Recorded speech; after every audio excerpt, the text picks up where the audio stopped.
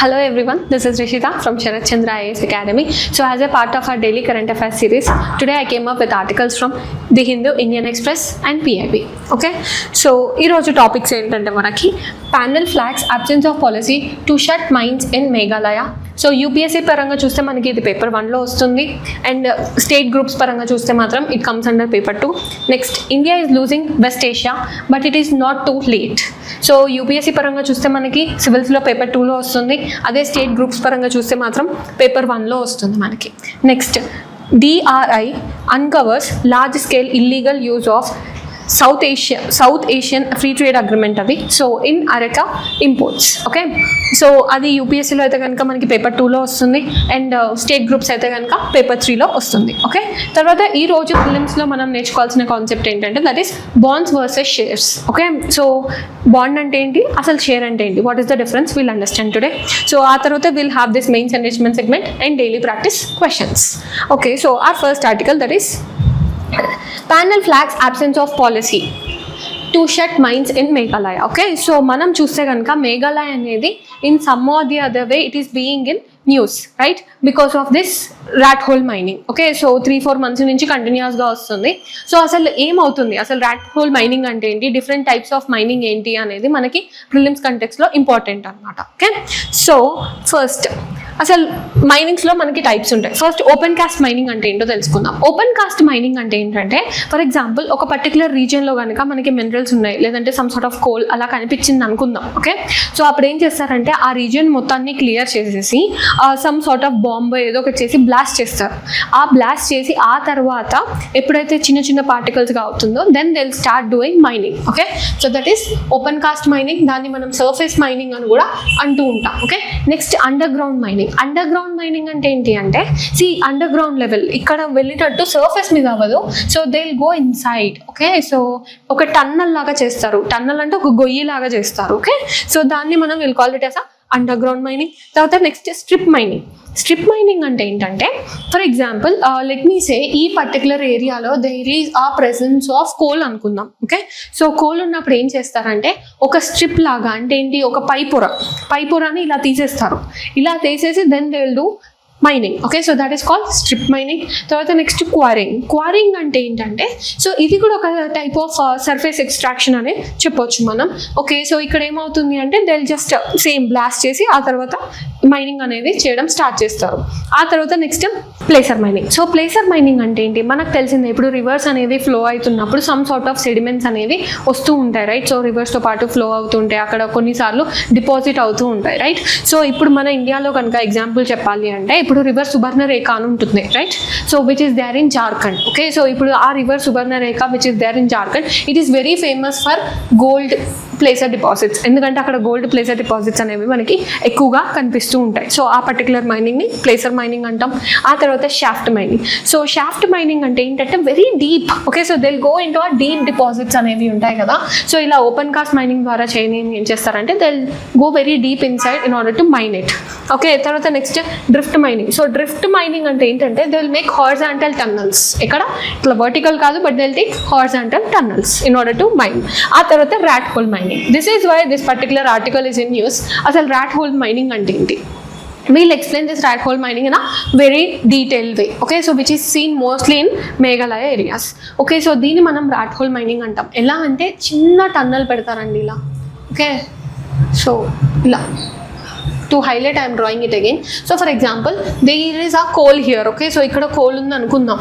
So ఇక్కడ coal ఉన్నప్పుడు ఏం చేస్తారంటే సో చిన్న మినీ వర్టికల్ పిట్ అనేది డ్రా చేసి ఇక్కడ ఏంటంటే మెకానికల్ అంటే ఏంటి ఆ పర్టికులర్ లేబర్ వాళ్ళే they will tunnel it. Okay, no equipments nothing. Okay, so వాళ్ళే టన్నల్ చేసుకుంటూ the people will go inside in order to get the coal. Okay, so ఇక్కడ మేజర్ ఛాలెంజెస్ ఏంటి అసలు ఇక్కడ అంటే ఎప్పుడైనా సరే when you are going deep inside the earth proper equipment is necessary. Okay, so ఎందుకంటే some sort of poisonous gases అనేవి release అవుతూ ఉంటాయి మనకి, రైట్. సో అలా రిలీజ్ అవుతున్నప్పుడు మనకి ప్రాపర్ ఆక్సిజన్ లెవెల్స్ ఉండకపోవడం వల్ల మనం అన్కాన్షియస్ అవ్వడం లేదంటే డెత్ దాకా కూడా వెళ్తూ ఉంటారు. సో అదొకటి. అండ్ ఇంకొకటి చిన్న టన్నల్స్ కాబట్టి బయటికి రాలేకపోవచ్చు, ఇరుక్కుపోవచ్చు మధ్యలో. సో అలా ఇరుక్కుపోయే థింగ్స్ అనేవి జరుగుతూ ఉంటాయి మనకి. నెక్స్ట్ ఇంకొకటి ఏంటంటే మేఘాలయలో Meghalaya is known for its rainfall, right. So much of rainfall. అందుకు ఏమవుతుందంటే సాయిల్ అనేది చాలా ఫ్రెజైల్ ఉంటుంది. ఫ్రెజైల్ అంటే ఏంటంటే చాలా ఇప్పుడు వర్షం పడంగానే మనకి ఎలా అవుతుంది, భూమి మొత్తం నీళ్ళతో ఇలా ఫ్రెజైల్ అవుతుంది, రైట్? సో అలా ఫ్రెజైల్ అయినప్పుడు ఇట్లా డిక్ చేస్తున్నప్పుడు అప్పుడప్పుడు ఇలా కొలాప్స్ అయిపోతాయి. సో కొలాప్స్ అయిపోతే ఇక్కడ వాళ్ళు బయటికి రాలేస్తారా? They can't come. Okay, so these are the major challenges that is happening. అందుకే 2014లో మనకి నేషనల్ గ్రీన్ ట్రిబ్యునల్ అనేది it has made this rat hole mining as an illegal thing. Okay, so ఇది ఒక illegal activity because humans are dying because of this mining. Okay, so it is not good అని చెప్తుంది అనమాట. Okay, so దేంట్లో ఈ national green tribunal అనేది. Okay, when it comes to national green tribunal అసలు మనం ఏం తెలుసుకోవాలి అంటే ఇట్స్ అ స్టాట్యుటరీ బాడీ అని చెప్పొచ్చు. సో నేను మొన్న రీసెంట్ కరెంట్ అఫైర్స్లో I already discussed. So it's a statutory body and it's a quasi judicial అని చెప్పొచ్చు. ఎందుకు ఆ క్వాసి జ్యుడిషియల్ అంటాం దీన్ని? Because it has 50% judiciary side నుంచి ఉంటారు and 50% it will be from technical side. Okay, so ఈ నేషనల్ గ్రీన్ ట్రిబ్యునల్ గురించి మనం ఈ ఫ్యాక్ట్స్ అనేవి తెలుసుకోవాలి. Okay, so next, so mains కంటెక్స్లో అసలు రీజన్స్ ఏంటి, ఎందుకు నేను మెయిన్స్ కంటెక్స్లో reasons of this rat hole mining in Meghalaya రాశానంటే, సో మనకి ఇట్స్ బీన్ లైక్ 5-6 months నుంచి some or the other way Meghalaya rat hole mining వల్ల మనకు ఉంటూనే ఉంది న్యూస్లో. ఓకే, సో అసలు ఎందుకు మిగతా స్టేట్స్లో కాకుండా why only in Meghalaya this particular rat hole mining is becoming so prevalent కదా? సో మనకు తెలియాలి అది, రైట్? సో ఎందుకంటే they have this thin coal seams. Okay, అంటే ఏంటంటే చాలా థిన్ లేయర్స్ ఆఫ్ కోల్ ఉంటుంది అక్కడ. దానివల్ల ఏమవుతుందంటే పెద్ద పెద్ద ఎక్విప్మెంట్స్ అనేవి పెట్టడం అంత పాసిబుల్ ఉండదు. ఎందుకంటే చిన్నగా సన్నగా ఉంటాయి కాబట్టి it will be difficult in order to ensure this large scale mining. Okay, next hilly terrain. మనకు తెలిసిందే మేఘాలయలో హిల్స్ అనేవి ఉంటాయి, రైట్? సో ఇప్పుడు గ్యారో, కాశీ, జైన్షియా, సో అలాంటి హిల్స్ అనేవి కూడా ఉంటూ ఉంటాయి మేఘాలయలో. సో అక్కడ మనకి టన్నల్ బేస్డ్ మైనింగ్ మాత్రమే యూజ్ అవుతుంది, రైట్? సో నెక్స్ట్ లో కాస్ట్ మెథడ్ అని ఎందుకు అంటున్నామంటే, ఇప్పుడు rather than getting the whole infrastructure, ఇప్పుడు మనం లేబర్కి కొంచెం పే చేస్తే చాలు, వాళ్ళే తవ్వుకుంటూ వెళ్ళి తీసేస్తారు అన్న ఒక కాన్సెప్ట్ అనేది ఉంటుంది మేఘాలయలో. సో తర్వాత ఆ లో కాస్ట్ అనేది ఎందుకు, ఇప్పుడు for example there is no employment. Okay, so ఈ ఒక్క పని చెయ్యి, ఐల్ గివ్ యూ సాలరీ అంటారు. So then they will do for their livelihood. అందుకు ప్రాపర్ ఎంప్లాయ్మెంట్ కోసం చేస్తూ ఉంటారు. తర్వాత నెక్స్ట్ ఈజీ యాక్సెస్. ఇందాకే చెప్పాను నేను, చాలా సన్నగా ఇట్లా పైనే ఉంటాయి మనకి మేఘాలయలో అని. సో దానివల్ల ఈజీగా యాక్సెస్ ఉంది అన్నప్పుడు అరే అంత పెద్ద పెద్ద ఎక్విప్మెంట్స్ ఎందుకు, ఈజీగానే దొరుకుతుంది కదా, మాన్యువల్ గా చేయించేద్దాం అన్న ఒక వాట్ యూ కాల్ అపోహలో ఉంటారు అనమాట. ఓకే, సో అలా. So in this way you have to understand this particular article. Okay, next, India is losing West Asia. So if you observe, Indian politics కాదు, international politics. Okay, so international పాలిటిక్స్లో కూడా మనకి India అనేది it plays a very important role because we are one of the major economy, right? So India interest ఏంటి in terms of West Asia? అసలు first west ఏషియాలో ఏం జరుగుతుంది? సో వెస్ట్ ఏషియాలో చాలా అవుతున్నాయి. ఏమేమి అవుతున్నాయి మనకి వెస్ట్ ఏషియాలో? ఒకటి మొన్నటిదాకా సౌదీ అరేబియా యుఎస్ఏ డీల్ అన్నారు. ఆ తర్వాత ఇప్పుడు మక్కా ప్యాక్ట్ అనేది అయింది మనకి. ఓకే, ఆ తర్వాత వార్స్ అనేవి కంటిన్యూస్గా అవుతూనే ఉన్నాయి మనకి. So there are many things that are happening in West Asia. But India is staying very silent. Okay, so non interference policy side ఉందన్నమాట ప్రస్తుతానికి India. But this author he is saying in editorial that is not good for India. Okay, so India అనేది అలా interfere అవ్వకుండా ఒక neutral స్టేజ్లో ఉంటే Indian ఇంట్రెస్ట్కి మంచిది కాదు అని అంటున్నారు. Okay, so what is making him to say that అనేది మనం తెలుసుకుందాం. ఓకే, సో ఫస్ట్ అసలు వెస్ట్ ఏషియా అనేది ఎక్కడ ఉంది అంటే, these are the countries which are included in West Asia. అంటే in order to get you an idea I have given this diagram. ఎందుకంటే ఇక్కడ రెడ్ సీ ఉంటుంది మనకి. ఓకే, ఇక్కడ పర్షియన్ గల్ఫ్ ఉంటుంది. ఓకే, సో ఈ మధ్యలో ఈ ఏరియాస్ ని మనం వెస్ట్ ఏషియా అని అంటూ ఉంటాం. ఓకే, సో ఈ పర్టికులర్ ఆర్టికల్లో rather than going directly into the mains context, మనకి గల్ఫ్ కోఆపరేషన్ కౌన్సిల్ గురించి కూడా డిస్కస్ చేయడం జరిగింది ఈ పర్టికులర్ ఆర్టికల్లో. మనకు తెలిసిందే ఏదన్నా organisation or any council when it comes into news we have to study. ఎందుకు, ఆల్రెడీ నాటో న్యూస్లో ఉందని చెప్పి there are many questions on NATO. So we have to read this Gulf Cooperation Council as well. So ఇది ఎప్పుడు establish చేశారండి? It was in 1981. So తర్వాత next headquarters ఎక్కడ ఉందంటే it is in Riyadh, that is in Saudi Arabia. So next ఇక్కడ official language ఏంటి? Arabic అనమాట. So ఆ తర్వాత members, if you observe members, మనం చూపించిన వెస్ట్ ఏషియాలో అన్ని మెంబర్స్ ఉండవు. సో వెస్ట్ ఏషియాలో ఉన్న ప్రతి కంట్రీ గల్ఫ్ కోఆపరేషన్ కౌన్సిల్లో ఉందా అంటే లేదు. ఓకే, ఓన్లీ కొన్ని మాత్రమే ఉంటాయి. సో ఏంటవి అంటే that is Saudi Arabia, UAE, Kuwait, Qatar, Bahrain and then Oman. Okay, so మనం ఇలా గుర్తుపెట్టుకోవాలి. సో ఎందుకు వై దే ఎస్టాబ్లిష్డ్ అంటే in order to ensure some sort of interconnection and also development అనమాట. Okay, of West Asia. Okay, so ఇప్పుడు mains context లో మనం ఇందాక అనుకున్నట్టు, so what is the significance of India because of this West Asia? So significance ఏంటి మనకి?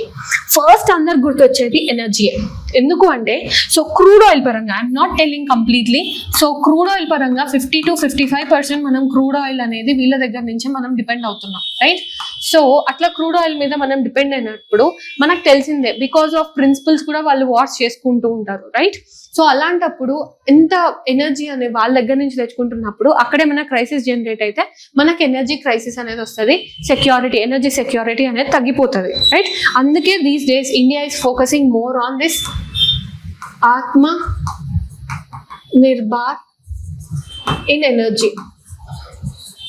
So India is focusing on Atmanirbhar in terms of energy. అందుకే E20 fuel side చిన్నగా we are going, right?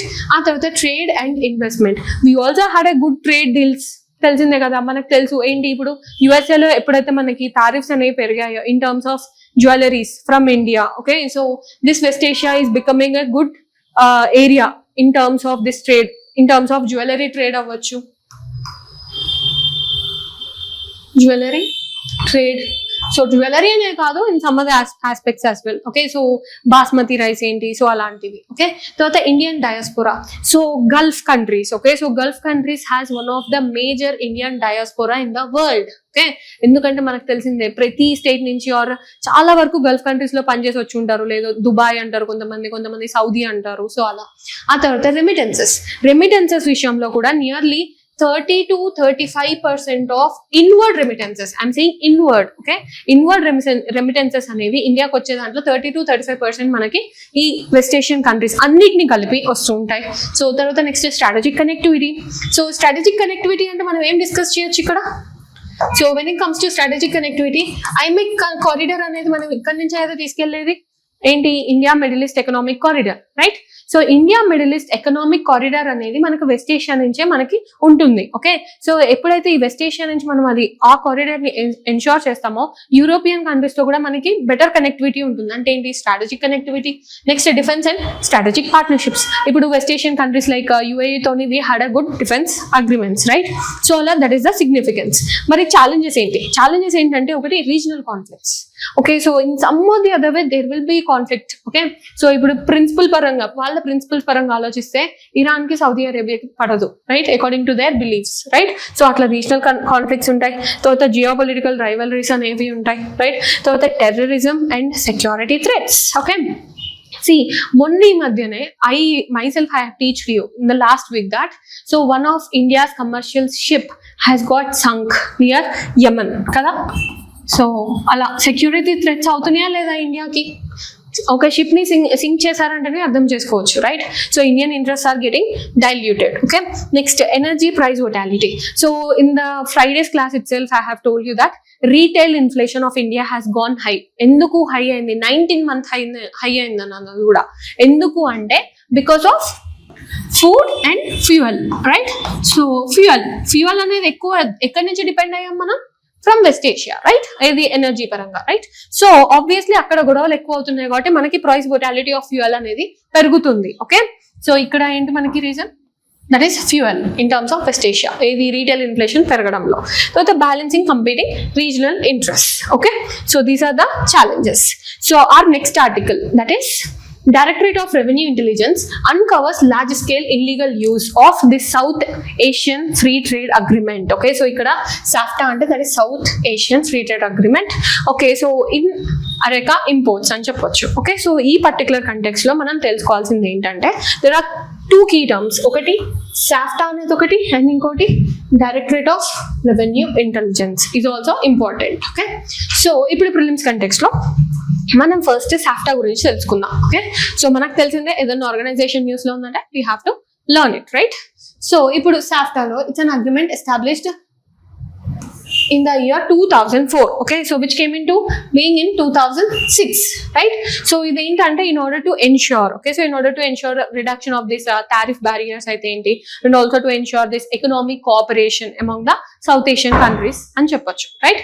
So ఇందులో members గా చూస్తే there are 8-member nations. Okay, so what are those? So these are the 8-member nations, right? So I'll tell you with a mnemonic intente, that is MBBS pain. Okay, yeah, so MBBS pain is a mnemonic. So M ante Maldives and B ante Bhutan okati, and then next we have this Bangladesh, and then Sri Lanka, and then Pakistan, and then Afghanistan, and then India, and then Nepal. Okay, so these are the 8 countries that you need to remember in terms of the South Asian Free Trade Agreement Organization. Okay, so that mnemonic you can use it. Okay, so next, so ఇప్పుడు మరి directorate of revenue intelligence, నేను చెప్పాను ఇందాకే ఈ particular ఆర్టికల్లో మనకి 2 key terms ఉన్నాయని, right?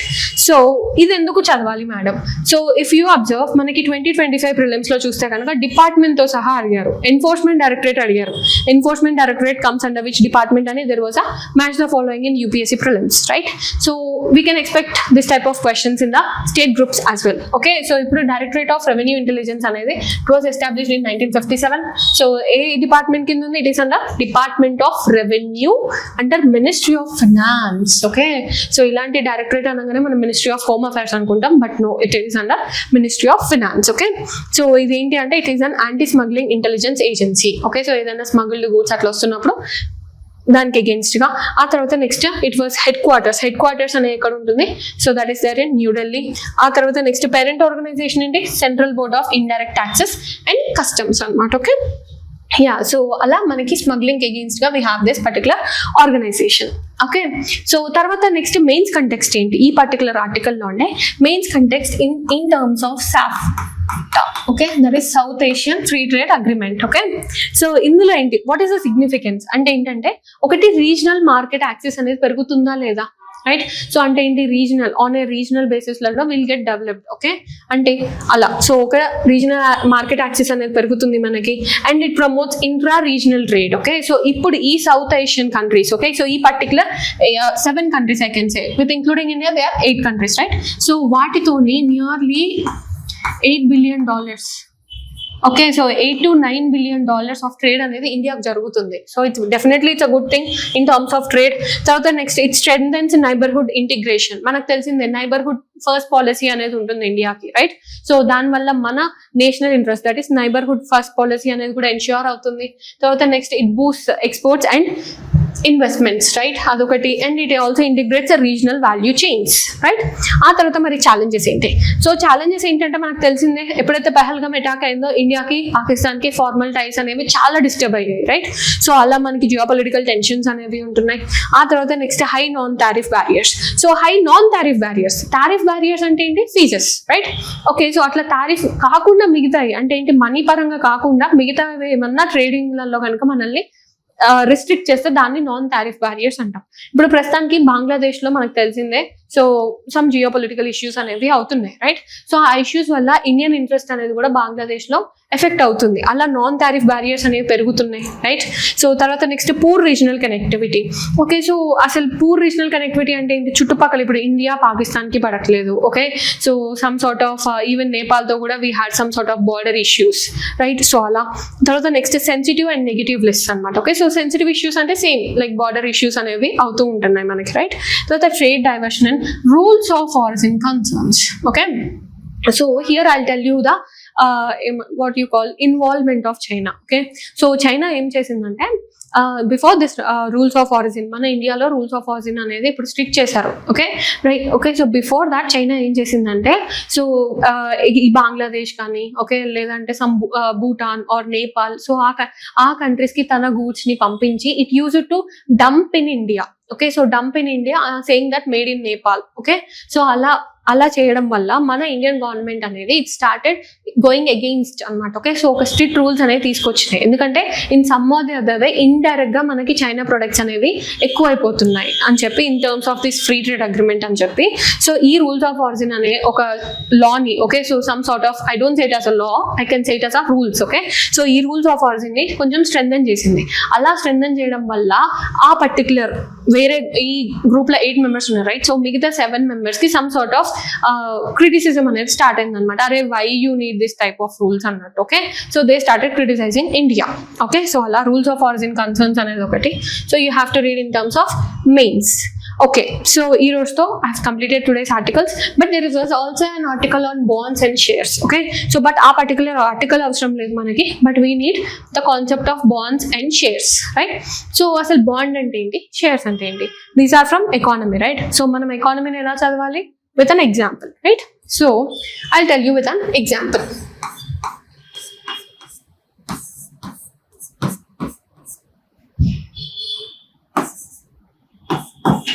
Okay, so for example, I'm starting a company. Myself, I'm starting a company. So నాకు ఇద్దరు ఫ్రెండ్స్ ఉన్నారు, S and B. Okay, so నేనేం చేశానంటే, నువ్వు ఒక 100 ఇవ్వు, నువ్వు ఒక 100 ఇవ్వు అని చెప్పాను.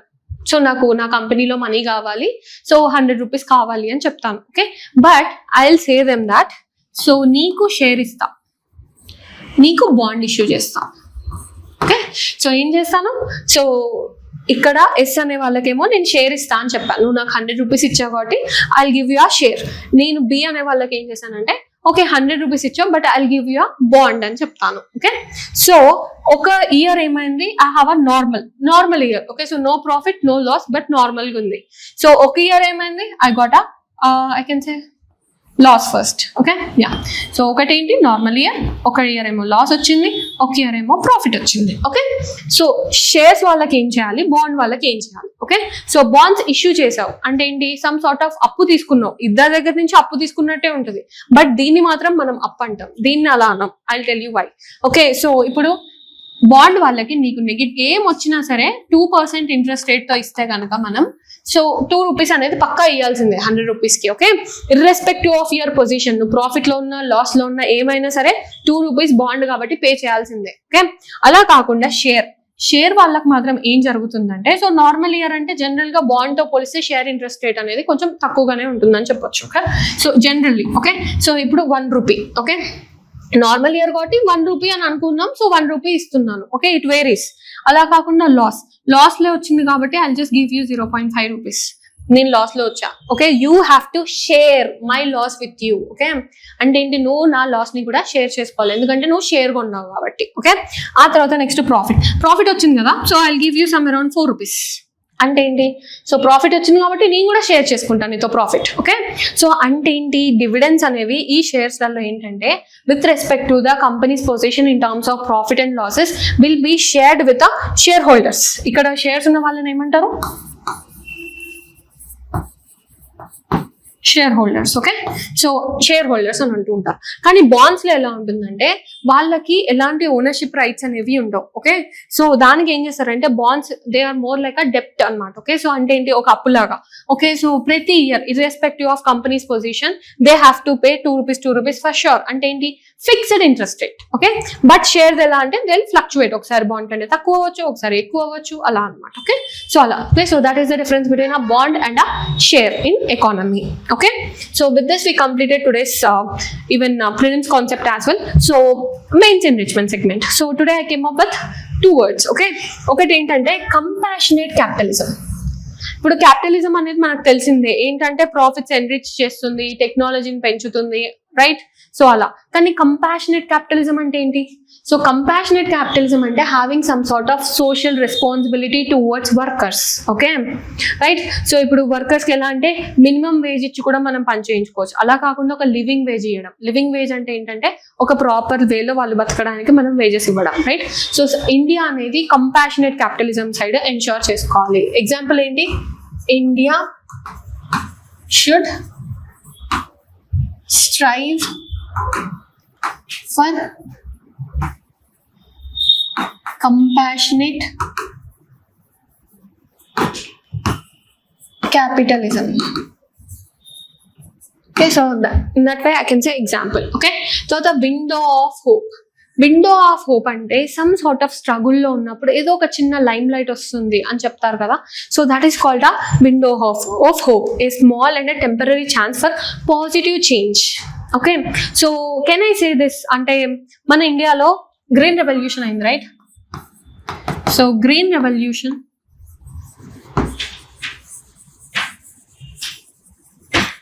In India is like a window of hope for its food security.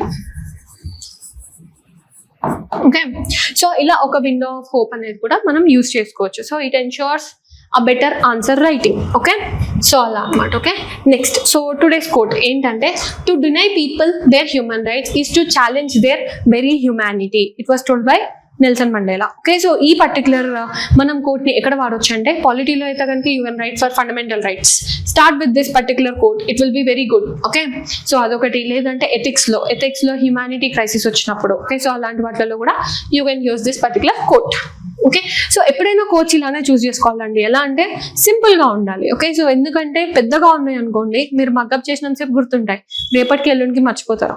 ఇలా షార్ట్ అండ్ స్వీట్గా ఉంటాయి. ఎలా ఉంటాయి అంటే they'll be in a long lasting memory. Okay, so next, so today's prelims question is on rat hole mining. So just pause the video and try to answer it.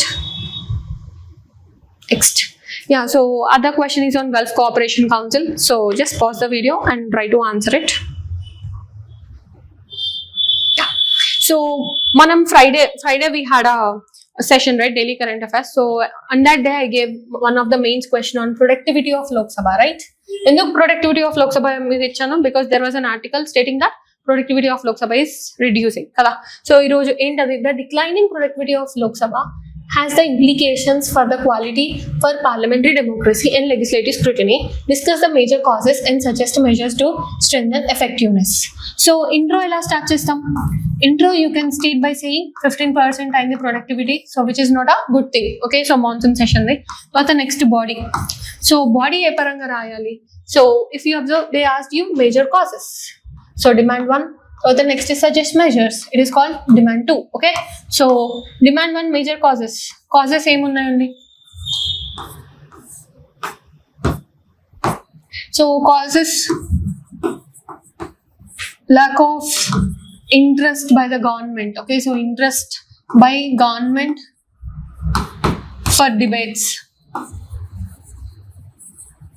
అదొకటి. తర్వాత next, too many issues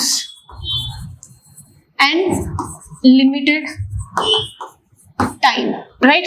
so ఇప్పుడు nearly 12 bills pass అయ్యాయి monsoon session లో. అంటే ఏంటి, చాలా ఉన్నాయి issues, కానీ చాలా లిమిటెడ్ టైం ఉంది మనకి మాన్సూన్ కి, రైట్? అదొకటి. తర్వాత నెక్స్ట్, అపోజిషన్ వాకౌట్స్ అనేది ఎక్కువ అవుతున్నాయి. Even though the government want to give the time for debate, so opposition walkouts అనేవి ఎక్కువ అవుతున్నాయి. సో అంటే ఏంటి, some sort of political interest వల్ల. సో అలా, సో కాజెస్. తర్వాత next, what are the measures ఏంటంటే, స్టాండర్డ్ టైం, ఒక పర్టికులర్ స్టాండర్డ్ టైం కూడా కాదు, I can say standard calendar. Okay, calendar అనేది ఎన్షూర్ చేసుకుంటే మంచిది in terms of parliament. Okay, so తర్వాత నెక్స్ట్ ఇంకేం చెప్పొచ్చు మనం, so ensuring committee level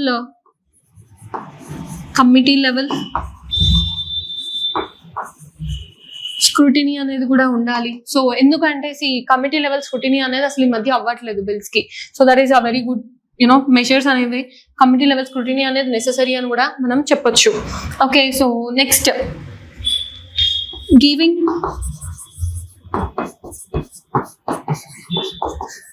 private bills a chance. Okay, so అసలు ఈ మధ్య ప్రైవేట్ బిల్స్ కి ఛాన్స్ రావట్లేదు. సో అలా ఎన్షూర్ చేస్తే మనకి పార్లమెంటరీ ప్రొడక్టివిటీ అనేది పెరుగుతుంది. So try to ensure the graph that I have given. Okay, so మొన్న నేను I have shown you the graph, like 1950లో ఎలా ఉండేది, ఇప్పుడు 2019 నుంచి ఎలా అవుతుంది మనకి అని చెప్పి. There was a reduction in the number of days కదా, కంటిన్యూస్ రిడక్షన్ జరుగుతుంది. సో ఆ పర్టికులర్ డయాగ్రామ్ ని కూడా డ్రా చేస్తా, you will get a good marks. Okay, so conclusion ఎలా చెప్పొచ్చు. సో పార్లమెంట్ అనేది ఏంటి, నేను already I have told you in one of my classes, parliament is considered as a temple of democracy, right? Temple లా consider చేస్తాం. So debates are necessary in terms of democratic world. So democracy, in order to ensure democracy. So debates అనేవి జరగాలి అంటే ఏంటి, productivity of parliament అనేది పెరగాలి అని చెప్పి you can conclude this particular question. Okay, so with this we completed this question. So ee roju question endante, it is on West Asia, because some of the other thing is coming about West Asia. So let's have a good idea on this West Asia. So try to answer this question so that in tomorrow's class I'll discuss with you. So thank you so much. This is from Sharat Chandra IAS Academy. Your dream, our mission.